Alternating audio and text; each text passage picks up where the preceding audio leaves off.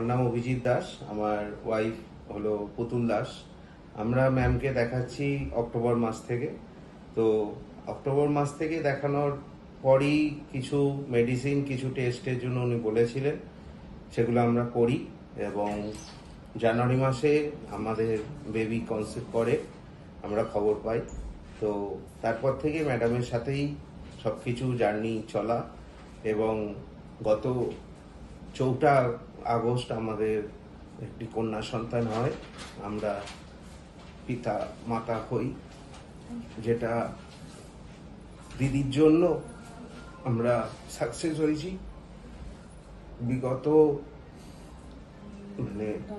10 বছর আমরা এখান থেকে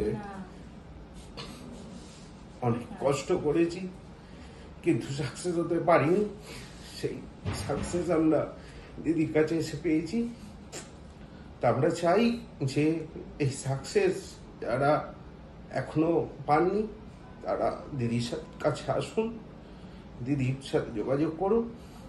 আমার আত্মবিশ্বাস যে আপনারা সন্তানের মুখ দেখবেনই, যেটা আমি পেয়েছি।